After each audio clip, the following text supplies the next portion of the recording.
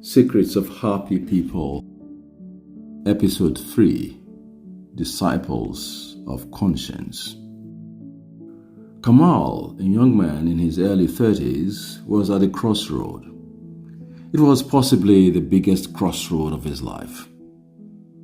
He had only been married to his sweetheart 4 weeks before, but here was faced with the biggest challenge of his career as a journalist.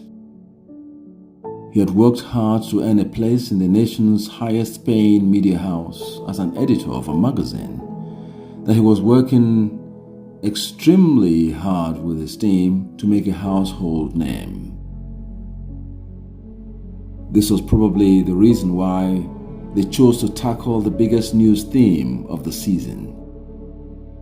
They were going to predict with high accuracy who was going to be the winner of the impending presidential election in the nation, which was agog with political excitement. Kamal and his team traveled to all parts of the nation for extensive research and interviews. After weeks of toil, they were certain they had enough information to precisely predict who was going to be the winner of the national election and by how much margin. It was an unprecedented feat in the West African country. Armed with their facts and figures, Kamal and his team put together a bumper edition of the magazine with a screaming headline declaring the winner of an election which was at least a month away. The team rolled out thousands of copies of the news magazine, confident that they would sell every copy.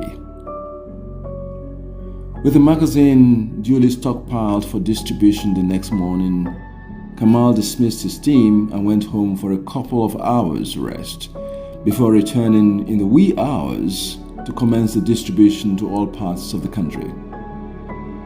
But rather than the magazines in the warehouse, he met a massive sea of whitish, shredded papers. Apparently, the powers that be in his region, who belonged to the party that the magazine predicted would lose the election, had got in touch with the publisher and the deal was struck.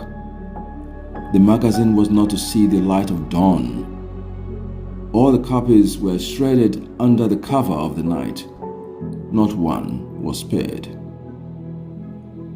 As Kamal stood transfixed, tears in his eyes, at the entrance of the warehouse, he reached the conclusion that beyond the magazine that they had produced, it was actually truth that had been shredded. And with a conscience active as his, he knew that must be his last day at the organization. He just was incapable of compromising truth. So he resigned and returned home to explain to his partner in his month-old marriage.